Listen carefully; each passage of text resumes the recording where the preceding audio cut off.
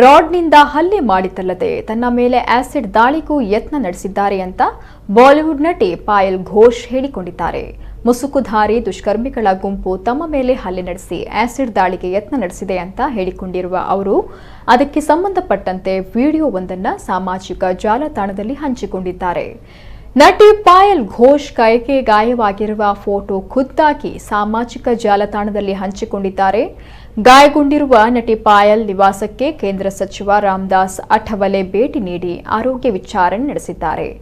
ರಾತ್ರಿ 10 ಗಂಟೆ ವೇಳೆ ಪಾಯಲ್ ಘೋಷ್ ಔಷಧಿ ತೆಗೆದುಕೊಂಡು ಬರೋ ಉದ್ದೇಶದಿಂದ ಮನೆಯಿಂದ ಹೊರಗಡೆ ಬಂದಿದ್ರಂತೆ.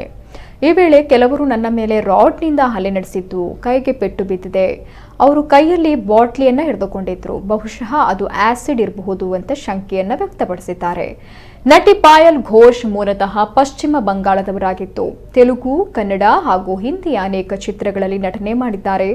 ಸದ್ಯ ಮುಂಬೈನಲ್ಲಿ ವಾಸವಾಗಿದ್ದಾರೆ. ಇದರ ಮಧ್ಯೆ ಕಳೆದ ವರ್ಷ ಕೇಂದ್ರ ಸಚಿವ ರಾಮದಾಸ್ ಅಠವಲೆ ನೇತೃತ್ವದ ರಿಪಬ್ಲಿಕನ್ ಪಾರ್ಟಿ ಆಫ್ ಇಂಡಿಯಾಗೆ ಸೇರ್ಪಡೆಯಾಗಿದ್ದಾರೆ.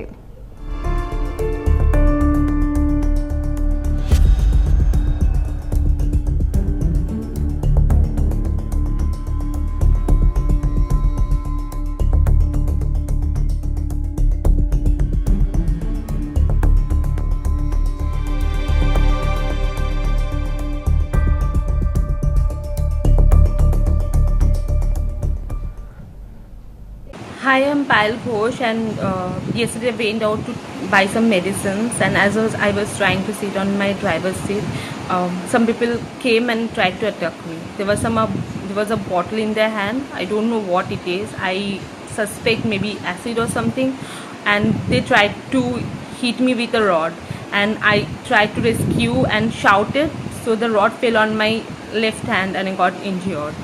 And as I shouted, they ran away. So probably today I'll go to police station to do the FIR. I don't know, this kind of thing never ever happened in my life, ever in my life. This is the first time in Bombay that I had to face this. I really I don't know what it was.